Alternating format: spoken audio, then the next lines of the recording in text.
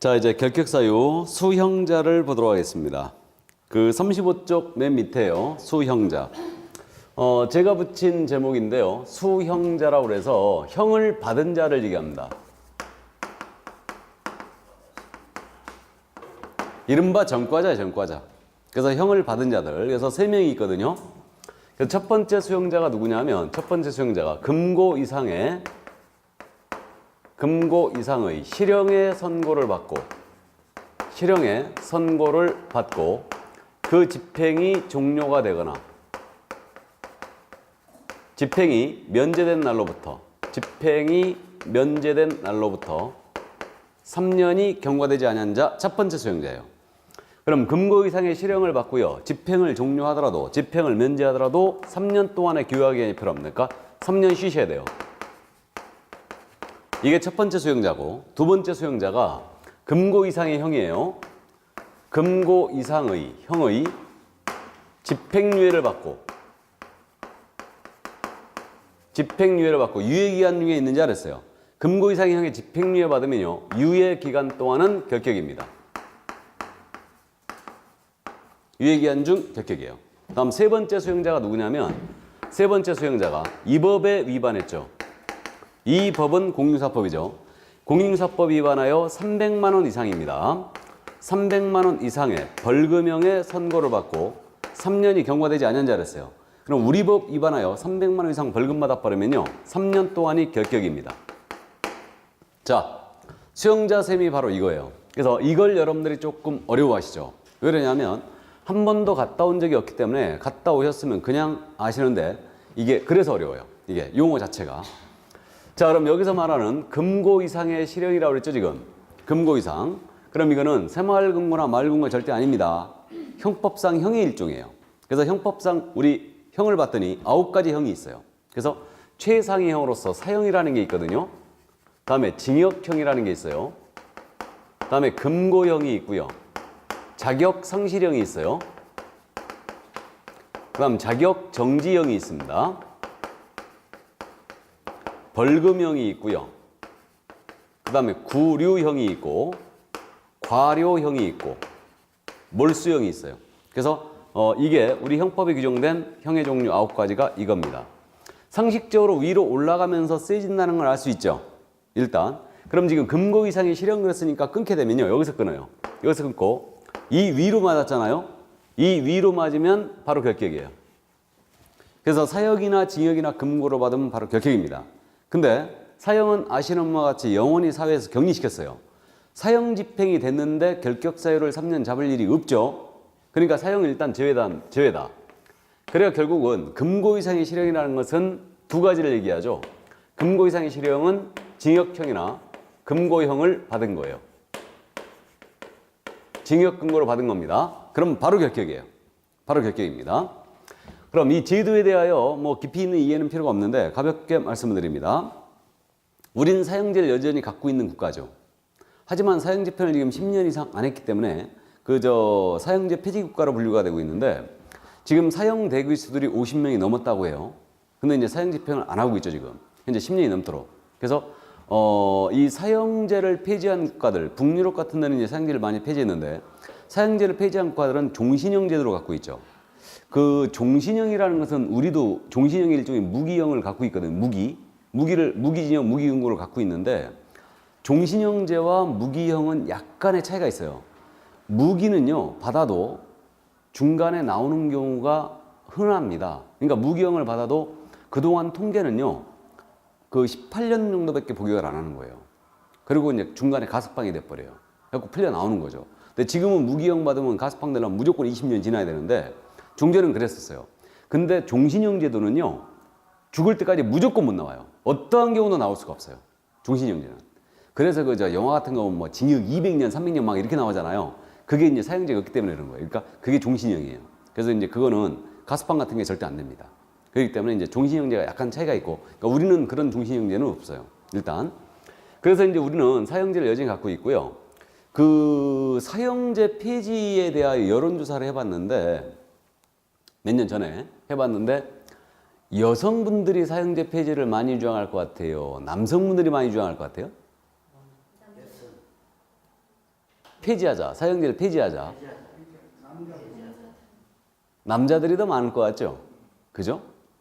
그 여성분들이 반대가 훨씬 심합니다. 사형제 폐지에 대해서. 여성분들이. 그러니까 그 여성분들이 사실은 이런 부분에서는 굉장히 보수적이에요. 나쁜 놈은 지게 뿌려야 된다.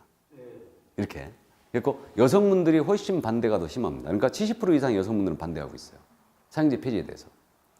근데 이제 남성분들은 한 60% 정도가 반대를 지금 하고 있는데 우리 사회는 여전히 사형제가 있어야 된다라고 이제 주장을 하고 있는 것 같아요. 그래서 어쨌든 사형제 그대로 유지가 되고 있고 다만 집행만 안 할 뿐이에요.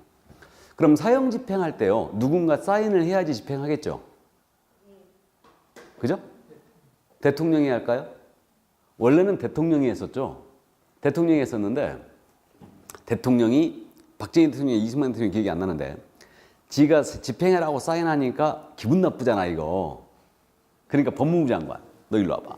네가 사인해.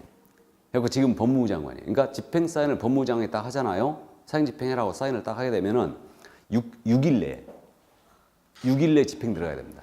좋은 날 잡아서 집행 들어가는 거예요. 6일 내. 근데 현재는 집행을 안 하고 있는 거죠. 그래서 이렇게 되고요. 우리는 사형 집행의 방법이 지금 교수형이지 않습니까? 군형법은 총살이에요. 총살이 원칙입니다. 그래서 사형 집행만 우리는 현재 그렇게 돼 있고 미국은 아주 다양하죠.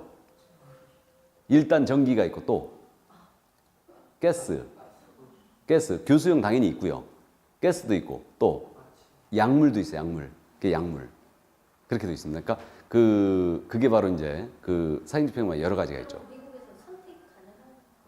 주마다 틀려요. 집행 방법이 주마다 이제 전기 의자냐 가스냐 약물이냐 이런 것들이 이제 그렇게 이제 운영이 되고 있죠. 그 전기 의자에 앉을 때요. 이게 씌우잖아요. 머리에 씌우지 않습니까? 영화 같은 거 보면 머리에 씌우잖아요. 그 머리에 씌우는 거 그 안에 솜 들어가 있는 스펀지 들어가 있는 거 들어봤어요? 스펀지 들어가죠. 그러니까 그 여기 머리를 일부 깎을 거예요 아마. 깎고 그 다음에 이제 스펀지를 물을 묻혀갖고 여기다 넣는 거예요. 그래갖고 이제 씌우고 전기로 하는 거죠. 그렇게. 약간 이제 순간적으로 사망을 하게 그렇게 하죠. 이게 교수형이 제일 낫대요. 마취는 주사바늘 꽂아야 되잖아요. 교수형이 제일 낫답니다. 교수형이. 하기사 뭐 북한의 김정은 그놈은 아주 징한 놈이죠. 그 저기 자기 고모부 시신도 못 찾았다면서요. 기관총이 아니고 대포로 쏴 죽였잖아요. 대포로. 박격풍과 뭐 대포로 쐈어요. 걔는 시신도 못 찾게. 아주 징한 놈이에요 그거. 이게. 근데 뭐 중동 쪽은 더 징하죠. 돌팔매질 있잖아요. 돌팔매질 있고 참수가 지금도 있어요. 중동은. 참수가 지금도. 그래갖고 우리 저기도 그 중동에 가갖고 납치돼갖고 참수당했잖아요. 옛날에 우리 국민도 참수당했지 않습니까? 어쨌든 그래서 이제 사형을 우리는 여전히 갖고 있습니다. 그럼 이제 징역형 교도소에 보역합니다. 금고도 교도소에 보역합니다. 여기 구류 있죠, 구류. 이 구류도 교도소에 보역. 그러니까 징역, 금고, 구류는 교도소에 보역한다는 건 다 똑같아요. 근데 약간의 차이가 있는데 징역은 교도소에 보역하면서 일을 합니다. 정역의 복무예요. 근데 금고는 일을 안 해요. 그 점에 둘이 차이 있어요. 그래서 금고형이 징역형보다는 약간 낮은 형으로 되어 있는 거예요. 일을 안 해서. 이게. 근데 이제 개인적으로는요. 징역형보다 금고형이 훨씬 무거운 형 같은데. 진짜 나쁜 놈은요. 아무것도 시키지 말고 이 사각방에다 딱 넣어놓고 냅둬버려야 돼 그냥. 진짜 나쁜 놈은. 그럼 딱 냅둬버리면 나올 때쯤 되면 누구 돼 있는지 아세요? 얘 돼 있어요. 나올 때쯤 되면. 그래서 독방이 무섭습니다. 그러니까 그 정신의학상으로 그렇다고 그래요. 사각방 같은 데다 넣어놓고 아무것도 시키지 않고 그냥 냅둬버리면요. 나올 때 멀쩡한 사람도 이상해진대요. 이게. 그래갖고 우리 돌아가신 고 DJ 김대중 대통령 같은 정치 철학을 감옥에서 완성했다고 그러잖아요. 그러니까 감옥에서 그때 있으면서 책을 한 점 내 자살하겠다. 그럼 자살하면 이제 문제가 생기니까 그래갖고 책을 넣어줬다는 거 아니에요. 그래갖고 그 출소할 때 그때 책을 뭐 한 트럭까지 갔대나? 그랬답니다. 그러니까 이제 그래서 금고용 받은 자들의 90% 이상이 지금 자원에서 일을 하고 있어요. 다. 당최 시간이 안 가니까. 그래서 어쨌든 금고용이 일을 안 해서 조금 나중에 되어 있고 여기 구류 있죠. 구류는 징역금고에서 기간만 짧아요. 기간만. 그래서 이게 구류는 하루 이상 29일까지가 구류형이거든요. 29일까지가. 이거 들어본 적이 있을 거예요. 박사박내 큰아들이 닭서리 하다 걸렸고 3일 구리 살고 왔대. 구리. 구리가 구류예요. 이게 구류입니다. 그래서 옛날에 우리 그저 과일서리 같은 거는 이제 꿈밤매 때 맞고 말았는데 동네 청년들이 농한기에 그저 사랑방에서 밤새 고스톱 치다가 새벽에 출출하잖아요. 그럼 닭서리 나가죠. 닭은 그때 시골에서도 큰 재산이었거든요. 이거 잡아먹으면요. 구리 살고 왔어요. 절도죠, 절도. 정확하게는. 그래갖고 이제 구류 살고 왔죠. 그래서 이제 그게 바로 구류입니다. 물론 일은 안 해요. 그래서 징역금고에서 기간만 이건 짧을 뿐이고요. 그럼 징역금고는 유기와 무기로 구분하지 않습니까? 유기, 무기로 구분하는데 그 유기는 기한이 있다는 얘기고 무기는 이제 죽을 때까지 일단 하는 건데 유기징역은 법정 최고형, 유기금고도 마찬가지인데 법정 최고형 50년까지 때릴 수 있어요. 이게 전에는 유기징역 금고가 법정 최고형이 25년이었어요. 법정 최고형이. 근데 이게 최근에 형법이 개정되면서 50년까지 늘려놨는데 왜 그랬냐면 어린애들 데리고 이거 못된 짓거리 하는 놈들 있죠? 이놈들 때문에 그런 거예요. 그래서 형법을 개정했어요. 그놈들 때문에. 그놈들이 애를 약취 유인을 해가지고 살해를 하게 되면 살인죄나 이런 거로 이제 무기나 사형을 때릴 수 있어요. 근데 약취 유인해갖고 못된 짓거리 하는 거예요. 그러면 결국 살아봤자 10년, 뭐 9년, 8년 이렇게밖에 안 사는 거예요. 이건 너무 가볍다. 애 평생을 망쳐버린 거거든, 그거. 그래갖고 결국은 이걸 늘린 겁니다. 그래갖고 최근에 이거 40년 막 받은 사람이 나오고 있어요. 유기징역 40년. 이렇게. 그래서 이제 유기징역은 최고 50년까지 때릴 수 있습니다. 이게. 자, 그래서 이제 징역금고 구류제도는 이런 제도고요. 다음에 자격상실형 자격정지형도 이제 이거는 뭐냐면 명예형인데 만약에 사형이나 무기를 받았잖아요. 이런 공무원이 되는 자격들, 이런 것들을 당연히 상실시킵니다. 이걸 자격상실형이라고 그러고 자격정지형은 1년 이상 15년 이하 기간 동안 자격을 정지시키는 거예요. 제가 우리 공인중개사 자격정지라는 거 있다는 거 말씀드린 바가 있죠. 우리 법에 공인중개사의 자격정지제도가 있어요. 소공사가 이중소가하면 자격정지 먹는다고 그랬죠. 우리는 자격정지가 있는데 이 자격정지와 이 자격정지는 완전히 틀린 거예요. 우리 법이 갖고 있는 자격정지는 시도지사가 6개월 범위 내에서만 뗄 수 있어요. 최고. 시도지사가. 그건 행정처분의 일종인데 이건 형의 일종이에요. 형사재판에서 판사가 때리는 거예요. 그래서 예를 들어서 의사가 수술을 하다가 안에다 가위를 넣고 닫는 바람에 환자가 사망해버렸다. 그럼 의료사고가 발생했죠. 그래서 이때 그 의사에 대하여 뭐 징역 1년에 자격정지 7년 이런 식으로 나갑니다. 그래서 이게 자격정지형이에요.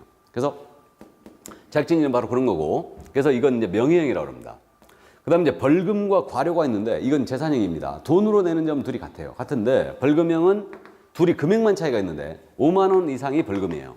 5만 원 이상이 벌금이고 과료형은 2천 원 이상 5만 원 미만. 요것이 바로 과료형입니다. 이게 그래서 과료형은 형법에도 일부 규정이 있지만 주로 경범죄 처벌법 같은 거에 많이 가 있어요. 그러니까 이제 공공장소에서 뭐 공연 음란죄를 했다든가 그러면 이제 그렇게 이제 과료형이 나가는데 그래서 금액만 적을 뿐이에요. 이 과료와 또 차이가 있는 게 과태료. 과태료와 과료는 완전히 틀린 거예요. 과태료라는 것은 주차위반 과태료 였듯이 행정관청에서 질서벌의 일종으로 나가는 거예요. 과태료는. 근데 과료는 형의 일종이에요. 형사재판에서 판사가 때리는 겁니다. 다음 몰수. 범죄 제공된 물건이나 범죄로 인해 생긴 물건을 국가가 소유권 취득하는 얘기가 바로 몰수형입니다. 그래서 이게 몰수인데 그래서 뭐 도박죄 제공된 금품이라든가 뇌물죄 제공된 금품 이건 필요적다 몰수상이에요. 그래서 몰수할 수 없다는 추징하게 돼 있거든요. 추징하게. 그래서 그 노태우 전 대통령, 전두환 전 대통령이 뇌물로 처벌됐죠. 그거. 뇌물로 처벌돼갖고 추징당한 거 다. 그래서 그게 바로 이제 몰수예요. 그래서 뇌물에서는 전부 다 추징하게 돼 있습니다. 몰수하고 이제 몰수할 수 없다는 추징 다 하게 돼 있죠. 이게. 자, 그래서 형의 종류 9가지가 바로 이거다. 그래서 우리랑 관계 있는 것은 징역금고뿐입니다. 자, 이제 갑니다. 징역금고를 받았어요. 그럼 바로 결격이고 집행을 종료했다고 그랬죠. 그럼 여기서 말하는 집행이라는 것은 교도소에 복역하는 걸로 이해해야 돼요. 그럼 교도소에 복역하는 걸 끝냈다는 얘기예요. 그럼 다시 몇 년? 3년 결격이에요. 그럼 집행 종료하는 사유가 뭐가 있느냐? 집행을 종료하는 사유는 첫 번째 만기 석방이 있어요. 이게 만기 석방, 만기 출소, 만기 출감 다 같은 말인데 다 살고 나왔다는 얘기죠, 이거. 이게 만기 석방입니다. 그럼 만기 석방 내년 몇 년 더 결격이에요? 3년이 더 결격이에요. 집행유예 됐으니까. 자, 그럼 따져봅니다. 잠깐. 지금 징역 3년을 선고받은 자입니다. 이자의 결격기간을 따져보자 이거예요. 징역 3년을 선고받았는데 얘는 결격기간이 어떻게 되냐면 1년, 2년, 3년. 복용하는 동안 결격이죠. 결격이고 2, 3년 동안 결격이고 만기 출소했거든요. 그럼 다시 몇 년? 3년 다시 결격이에요. 그러니까 징역 3년 선고받은 자는 총 결격기간이 6년 갑니다. 이렇게 돼요. 다음 가석방이란 말 들어봤죠? 가석방. 여러분들이 앞으로 그 가짜가 들어간 말을 많이 들어볼 거예요. 공시법에서 가등기, 가압류, 가처분 이걸 다 들어볼 텐데 법에서 얘기하는 가짜는 전부 다 임시 가짜예요.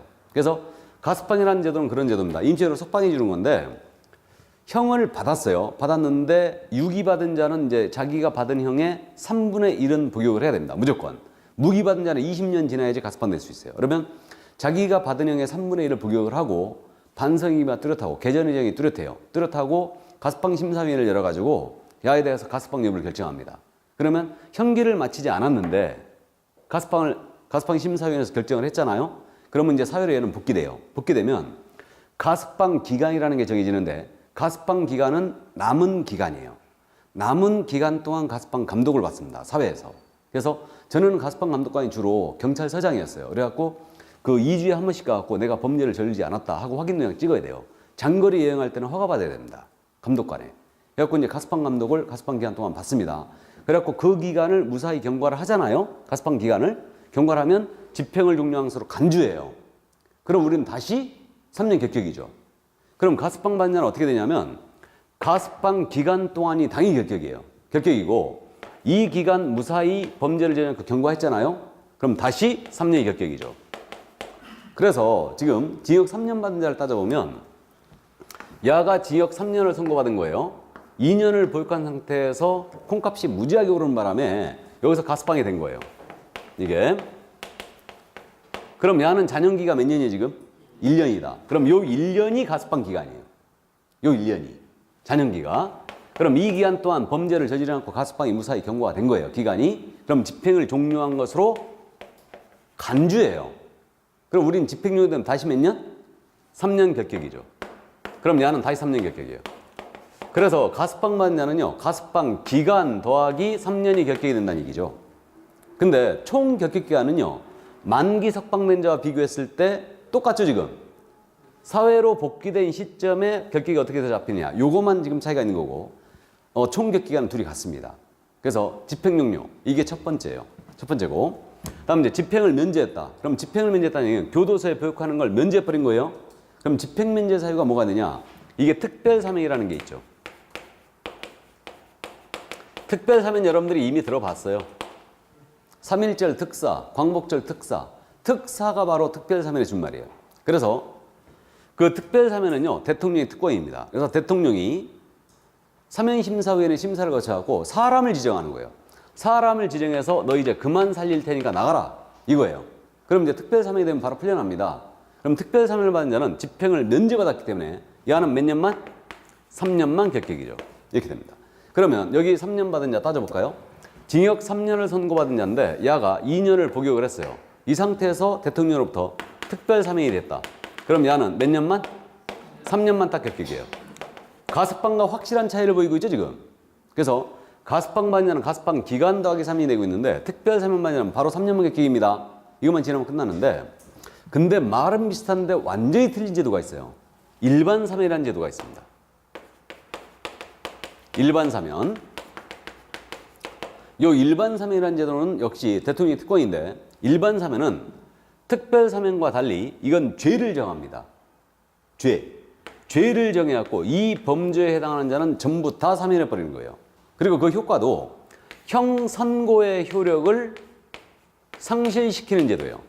형 선고의 효력을 상실시킨다는 얘기는 형 선고가 없었던 것과 똑같이 돼버려요. 그래서 일반 사면은 죄를 정했기 때문에 대상자가 수만 명이 되고요. 대통령이 일반 사면을 단행하기 위해서는 국회 동의받아야 됩니다. 동의받아야 되고 대통령령 형식으로 나가는데 그래갖고 이제 선고 없던 일로 해버립니다. 그래서 지금 전임 대통령들 이명박 대통령, 노무현 대통령, 김대중 대통령 전부 다 취임 100일째 되는 날 일반 사면 단행한 적이 있었어요.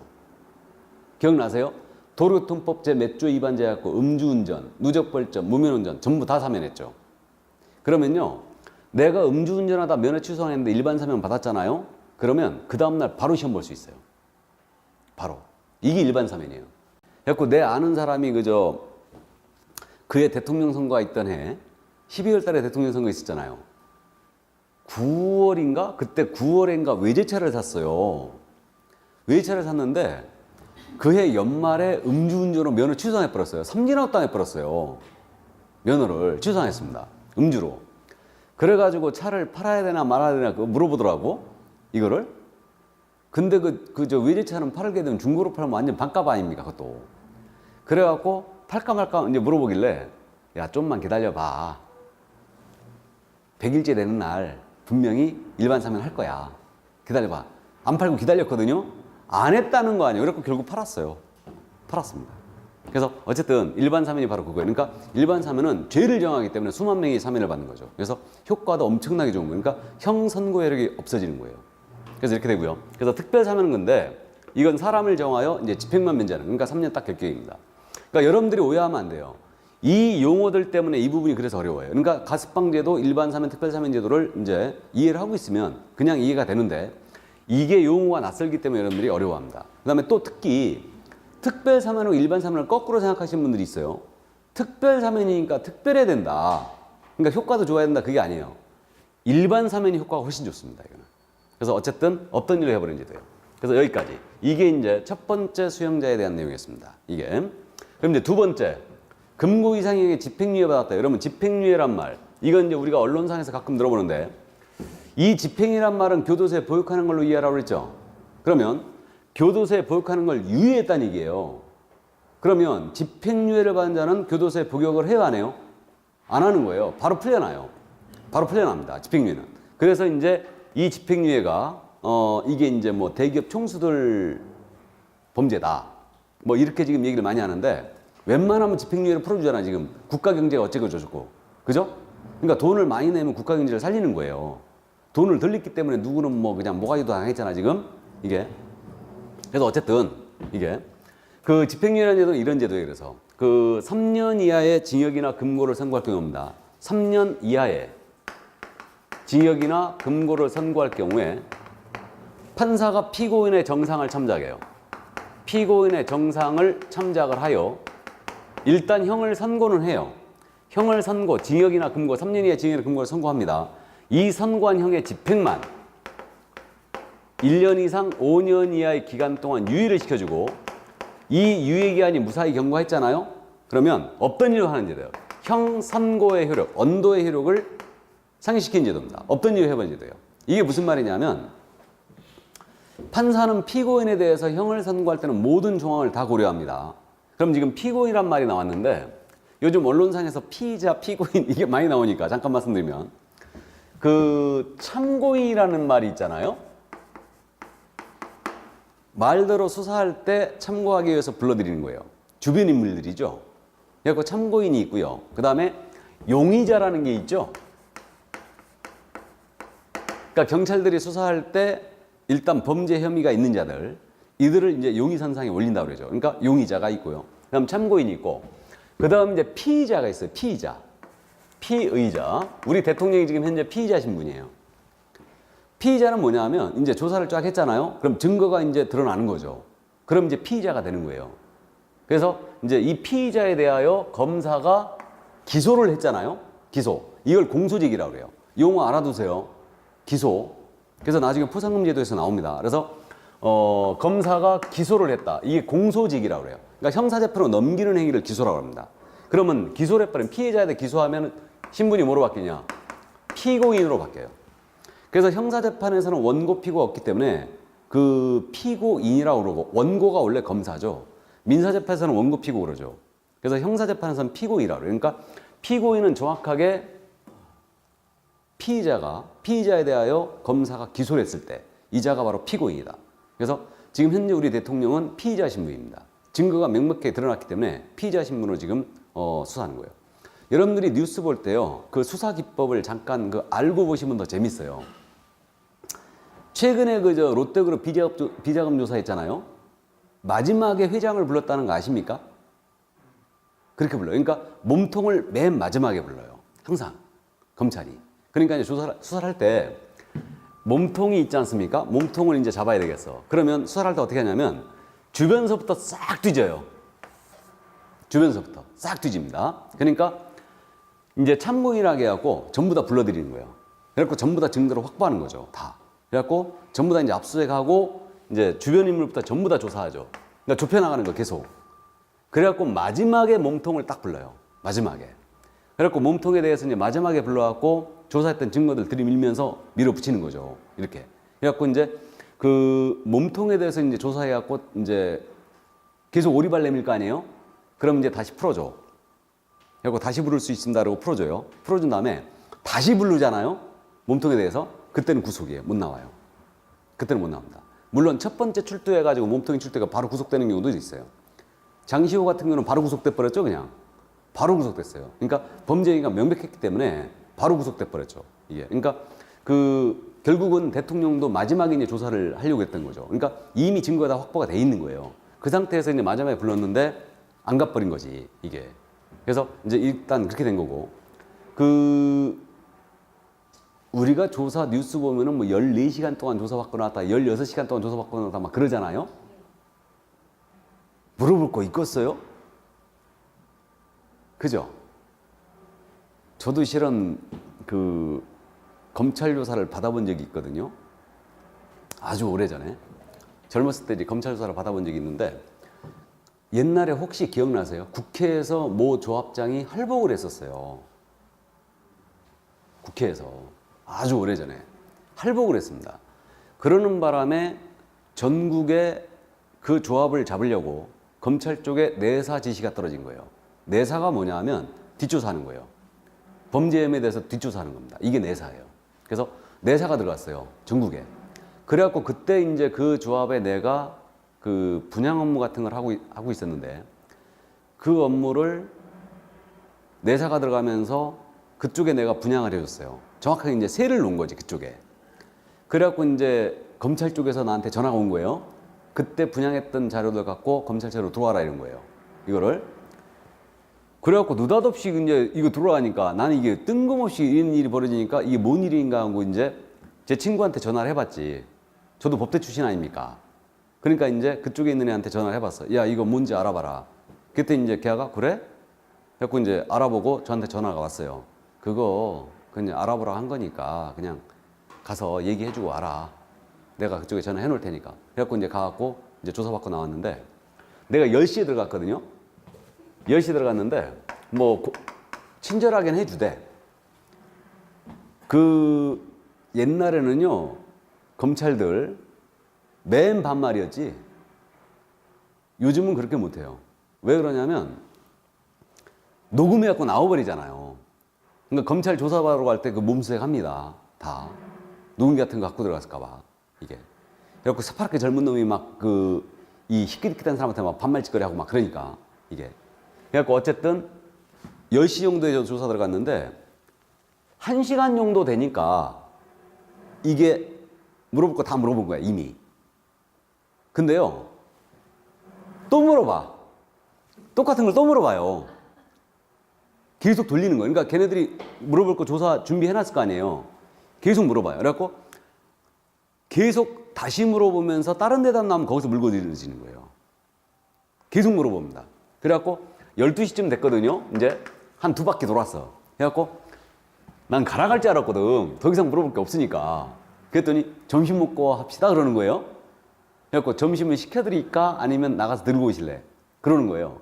내가 거기서 먹고 시켰어. 그래갖고 나가서 이제 먹고 왔는데 어쨌든 그래갖고 1시에 다시 들어왔어요. 그래갖고 이제 한 3시쯤에 이제 끝나고 말았는데 저렇게 조사해. 그러니까 그 검찰청 조사실 들어가면 거기는 이제 침대도 있고 다 있어요. 다 있습니다. 그러니까 쉬었다고 이제 똑같은 걸 계속 물어보는 거예요. 그래갖고 이제 다른 데다 나오면 물고 늘어지는 거지. 근데요, 저기 들어가갖고 뭐 나야 뭐 경미한 사안이었으니까 저렇게 간단하게 끝났지. 중대 사안 같았다. 막 증거 들이밀고 계속 둘이 입씨름합니다. 이게 입씨름이에요. 그래갖고 어쨌든 이 수사기법이 원래 이렇게 됩니다. 그러니까 이제 이런 식으로 몸통을 최종적으로 잡아넣어요. 그러니까 사실은 조사를 다 하고 몰아붙이기 때문에 꼼짝 못해요. 꼼짝 못합니다. 이게. 그래갖고 이제 어쨌든 뭐 특수부랑 이런 데 끌려 들어가면 없던 얘기도 다 불고 나와요. 다 불고 나옵니다. 이게. 대질신문 하면요. 무섭습니다. 대질신문 하면 둘이 딱 대질시켜 놓고 만나면 몰아붙이잖아요. 그냥 다 토해내게 돼 있어요. 다. 이게. 어쨌든. 자, 그래서 어쨌든 피고인이 바로 그런 사람이에요. 피고인에 대해서 판사가 이제 형을 선고할 때는 모든 형을 다 고려해요. 그래갖고 야가 남자인지 여자인지, 왜 범죄를 저지르는지, 다음에 범죄를 저지른 후에 피해자에 대한 어떤 태도를 취했는지 모든 정황을 고려했더니 3년 이하의 징역이나 금고를 선고할 경우가 된 거예요. 근데 야를 전과자를 콩밥을 먹여갖고 전과자를 만들어버리면 영원히 사회에 나오자 될 것 같습니다. 반성이기만 뚜렷해요. 그러니까 이제 형은 일단 선고를 해요. 선고해놓고 집행만, 선고한 형의 집행만 유예를 시키는 거예요. 그러니까 최고 5년이에요. 유예기간은. 그래갖고 풀어주고요. 이 유예 기간 동안 범죄를 새로이 저지르지 않았잖아요. 그러면 없던 일로 하는 제도예요. 그래서 예를 들면 형 선고가 이렇게 나왔다고 가정해보죠. 피고인에 대해서 징역 2년에 집행유예 4년이 선고됐다. 이러면 이거 그 말이에요. 너 원래 징역 2년에 콩밥을 먹여야 되겠지만 내가 정상을 참작해서 4년 동안 이 콩밥 먹이를 유예할 테니까 나가서 사고 치지 말아라 이 뜻이에요. 이게. 그럼 야가 4년 동안 범죄를 저지르지 않고 무사히 경고했잖아요. 그러면 없던 일로 해요. 그러니까 우리 결격은 어떻게 잡히느냐. 이거 유예기간 4년 지나면 없던 일로 한다고 했죠. 그러니까 딱 유예기간만 결격이 잡히는 거고 여기다 플러스 3년 하면 돼요 안 돼요? 안 되는 거예요. 유예기간 지나면 없던 일로 했기 때문에. 이해되세요? 그래서 이게 집행유예제도 그래서 이걸 잘 물어봐요. 그래서 둘이 합쳐서 6년도 아니고요. 유예기간만 딱 결격이에요. 이거는. 그래서 통상 유예기간은 받은 형의 2배 정도로 길어요. 그러니까 징역 1년에 집행유예 2년 또는 3년, 징역 2년에 집행유예 4년 또는 5년, 징역 3년에 집행유예 5년, 최고는 5년이니까. 그래서 이제 그런 식으로 나갑니다. 그래서 이게 집행유예제도 그래서 이제 이거를 시험에서 잘 물어봅니다. 헷갈리니까. 이게 옛날에 그 H그룹 모 회장 쇠파이프를 그 청계산 갖고 애들 두들겨 팼잖아요. 그때요. 우리 나도 자식놈이 맞고 오면은 성질은 날 것 같은데 애들 불러가지고 쇠파이프 들고 청계산 애들 무릎 꿇고 놓고 패지는 않을 것 같은데 그거는요 엄청 큰 범죄였어요. 사실은 그게 무슨 얘기냐면 폭처법 위반이었어요. 원래 폭력행위 등 처벌에 관한 법률 위반. 폭력행위 등 처벌에 관한 법률은요 원래 조직범죄 잡기 위해서 조직 단체들 그러니까 조직들 잡기 위해서 만들어 놓은 법인데 야간에 흉기를 들고 다수가 모여서 애들을 두들겨 팬 거예요. 그거는요 폭처법 위반이에요. 3년 이상의 특수폭행이기 때문에 3년 이상 유기징역이었어요. 그거. 3년 이상의 징역이었는데 집행유예 받았죠. 일반인은 절대 받을 수가 없었어요. 근데 그룹 총수였기 때문에 그렇게 받은 거죠. 이게. 그래서 유전무죄, 무전유죄라고 한 거예요. 이게. 그래서 요즘은 집행유예 떨어질 때요. 사회봉사명령 같이 떨어져요. 거의. 뭐 120시간, 150시간. 그래가지고 사회봉사명령 같이 떨어지고 연예인들은 집행유예 받잖아요. 프로포폴. 본 적 있죠? 그래서 프로포폴로다가 집행유예 받았는데 사회 수강명령 같이 떨어져요. 연예인들은. 봉상명령 떨어지면 수강명령 같이 떨어져요. 수강명령은 뭐냐면 가서 정신교육 받아라 이 얘기예요. 그래서 어쨌든 집행유예 받으면 그렇게 이제 떨어집니다. 우리가 운전을 많이 하고 있는데 과실로다가 만약에 중앙선 침범해갖고 미끄러져가지고 빗길에 미끄러져갖고 중앙선 침범해갖고 상대방 운전자를 사망케 했잖아요. 그러면 이 정도 떨어져요. 징역이 집행유예 4년 정도. 이 정도 떨어집니다. 그래서 물론 재판 대기 기간 동안은 구속이에요. 이거는. 사망사고는 무조건 구속입니다. 100% 구속이에요. 그러니까 교도소에 구치소에 구치를 하죠. 일단. 그래서 그렇게 됩니다. 이게. 자, 그래서 집행유예제도 이제 알아봤고요. 이제 수용자 세 번째 이 법입니다. 이 법은 무슨 법? 공인중개사법이죠. 그래서 공인중개사법에 위반했어요. 우리 법에 위반하여 300만 원 이상 벌금 받았습니다. 그럼 몇 년 결격이다? 3년 결격이에요. 그러니까 주의할 점은 우리 법 위반 벌금이 결격이에요. 그것도 얼마 이상이라고요? 300만 원 이상. 그러면 폭행으로다가 벌금 뭐 400만 원 냈다.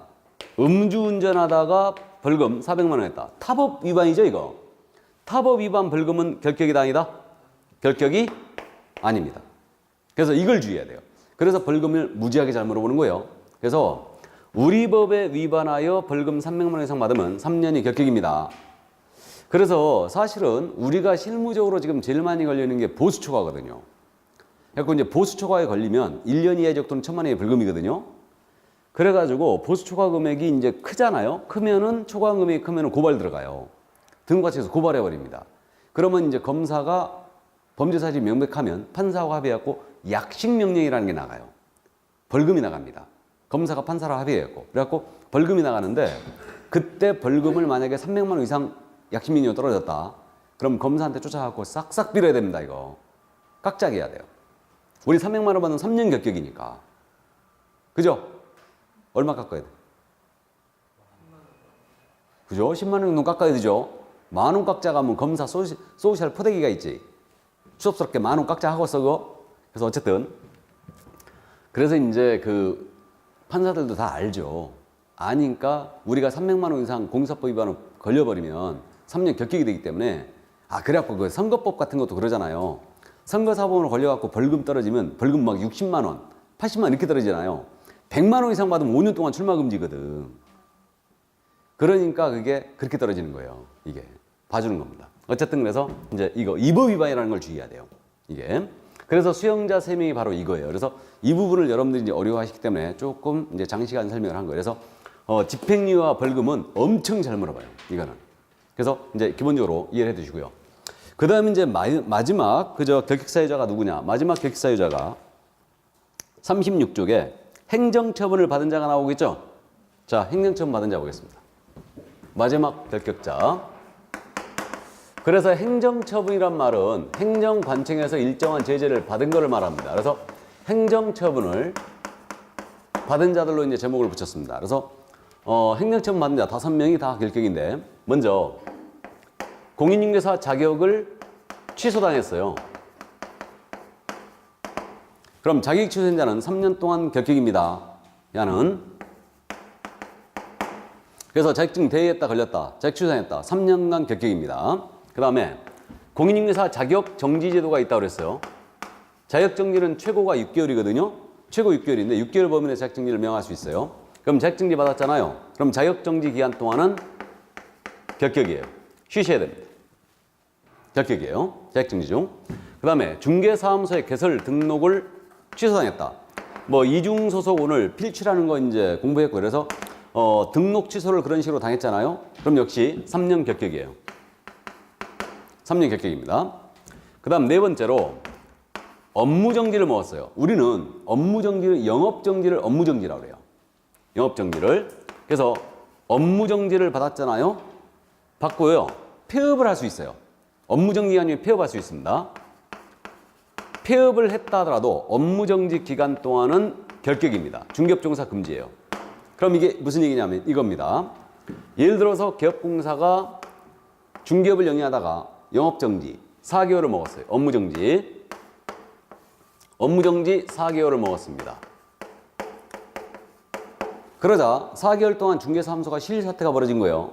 그러니까 야가 한 달 뒤에 업무정지 먹고 한 달 뒤에 이 기간 중에 폐업 신고해버린 거예요. 그럼 업무정지 기간 중인데 폐업 신고 되느냐? 중개업에 폐업 신고가 되느냐? 이 문제예요 지금. 폐업 신고할 수 있어요. 폐업은 자유롭게 할 수 있어요. 이게 폐업 신고했어요. 그렇다 하더라도 이 기간, 업무정지 기간 동안은 다른 데서 종사할 수 없다는 얘기죠. 종사 금지예요. 결격입니다 이거. 그래서 업무정지 먹고 폐업한 자로서 업무정지 기간 중에 있는 자는 결격이에요. 여기서 잠깐 참고. 자격정지라는 것은 소속공사한테만 가능해요. 그러니까 자격정지는 자격에 대한 정지라는 거예요. 업무정지는 영업에 대한 정지라는 겁니다. 무슨 말인지 되세요? 그래서 일단 자격정지, 업무정지 구분되시죠? 둘 다 최고는 6개월이에요. 정지가 다. 그래서 소공사는 자격정지를 받을 수가 있고요. 개업공사는 업무정지 받을 수 있죠. 그러니까 업무정지라는 건 개업공사한테만 가능해요. 자격정지는 소공사한테만 가능합니다. 일단 나중에 알게 될 거예요. 그래서 일단 그 정도고요. 그다음 마지막으로 법인이에요. 법인인 개업공인중개사가 업무정지를 먹었어요. 이때 이 업무정지 처분에 사유가 발생할 당시입니다. 사유가 발생할 당시에 임원이나 사원이었던 자 있죠. 이들은 이 법인의 업무정지 기간 동안은 결격이에요. 자, 5번 부연 설명합니다. 그래서 5번이 무슨 얘기냐? 이 얘기예요. 예를 들어서 이게 A 법인인데 중개법인이에요. 여기에 임원이신 갑이 계세요. A 법인이 업무정지 4개월을 받았습니다. 근데 이 임원이 업무정지 사유가 발생할 당시에 재직하고 있었던 임원이었어요. 여자가. 그러자 4개월 동안 법인이 쉬게 되니까 임원이 그런 거예요. 나 임원 그만할래 그런 거예요. 사임을 한 거예요. 이건 이중소속을 풀었다는 얘기예요. 사임을 했습니다. 그렇다 하더라도 이자는 사임했다 하더라도 이 기간 중에는 다른 데 가서 종사할 수 있다 없다? 종사할 수 없다. 사임을 안 했다면 이중소속에 걸리기 때문에 업무정지 기간 중일지라도 당연히 다른 데 가서 종사 못해요. 그러면 사임을 했다 하더라도 다른 데 가서 이자는 종사 금지예요. 즉 임원인자에게 사원인자에게는 법인의 업무의 효과가 미치고 있다는 얘기죠. 지금 미칩니다. 그런데 이 법인의 직원이에요. 소속공 임원이 아닌 직원, 소속공사나 중개보조원이었습니다. 보조원이었다. 보조원 을이 계십니다. 야가 업무정지 사유 발생 당시에 재직하고 있었던 보조원이었어요. 야는 사직을 했어요. 이제 법인이 쉬니까 나 그만할래. 보조원 그만하려고 사직을 했습니다. 즉시 다른 데 가서 종사할 수 있을까요? 없을까요? 종사할 수 있어요. 이 부분이 우리 법이 명쾌합니다. 법인이 업무정지 먹어버리면 임원 사원이었던 자에게는 그대로 미쳐요. 효과가. 근데 그 직원인자에게는 미치지 않아요. 그래서 결국 이 얘기는 그 얘기입니다. 여러분들이 중개사무소에 소속공사로 근무한다. 개업공사가 만약에 영업정지 먹어버렸어요. 업무정지를. 나 그만두고 바로 다른 데 가서 근무할 수 있죠? 이해되세요? 됩니다. 근데 법인은 임원인자는 돼요, 안 돼요? 안 됩니다. 정지기간 동안 쉬어야 돼요. 이 부분이 우리 법이 명쾌해요. 명쾌합니다. 그래서 아까 제가 우리 소공사의 종류가 두 가지가 있다고 그랬죠? 임원 사원인 소공이 있다고 그랬고 직원인 소공이 있다고 그랬죠? 그러니까 용어의 정의에서 이걸 뺐어야 됐어요. 그러니까 이게 명쾌하게 지금 구분이 돼 있는데 용어의 정의에 임원 사원인자 중에서 자격증 있는 자를 포함한다 소공사에. 그렇기 때문에 아주 애매해져 버린 거죠. 이것 때문에. 그래서 어쨌든 좋아요. 임원인자에게 효과 그대로 미치고 직원인자에게 미치지 않는다. 이게 이렇게 되고요. 그래서 기억은 그렇게 합니다. 이제 취소받으면 우리 몇 년 결격이요? 3년 결격이에요. 정지를 받았다. 그럼 정지 중 결격이라고 되면 되겠네요. 그다음 법인이 업무정지 먹어버리면 누가 결격에 빠진다고요? 임원인자가 빠져요. 임원인자 결격입니다. 그래서 이 12가지 이게 결격사유예요. 그러니까 결격사유 12가지 이것은 이제 제한 능력자 3명, 파산자 1명, 수형자 3명, 행정처분을 받은 자 5명이에요. 이 12명인데 이 12명 중에 단 한 명이라도 법인의 임원 또는 사원으로 있으면 이 법인이 결격이에요. 그러니까 등록을 안 받아줘요. 그래서 아까 우리 법인의 등록 기준에서 임원 사원 전체가 결격사유에 해당이 안 돼 있어야 된다고 그랬죠? 임원 중에 한 명이라도 만약에 이 12명 중에 한 명이 있었다. 파산자가 있었다. 집행유예 기간 중인자가 있었다. 그럼 이것은 무조건 이 법인이 결격이에요. 그러니까 등록을 수리하지 않아요. 그리고 임원 중개업에 종사하다가 임원이나 직원인자가 결격에 해당됐다. 이 원래 다 해소해야 됩니다. 해소해야 되고 나중에 이제 아시게 되겠지만 임원인자의 결격을 2월 해소했다. 이건 법인의 결격이기 때문에 등록 취소해버립니다. 등록 취소해버리고 그 다음에 직원인자의 결격을 2월 해소 안 하면 개업공사에서 업무정지 나가요. 그러니까 이게 임원과 사원을 이 부분에서는 명쾌하게 구분하고 있어요. 우리 법이. 이게. 그래서 일단 그 정도 여기까지. 그래서 결격사유 여기까지였습니다. 그래서 결격이 조금 어렵거든요. 진짜 어려운 내용은 이제 5, 6월 달에 한번 보게 될 거예요. 3, 4월, 5, 6월 달. 그러니까 결격에 여기 숨어 있는 내용 중에 진짜 어려운 내용들이 있어요. 근데 이제 오늘은 줄기만 일단 잡아간 건데 아무래도 이제 수영자를 여러분들이 좀 어려워해요. 어렵니까? 이게 이제 용어가 좀 낯설고 아무래도 뭐 금곤이 집행유예 막 이렇게 나오니까 이게 좀 어려워합니다. 나머지는 쉽게 잡아낼 거예요. 이게.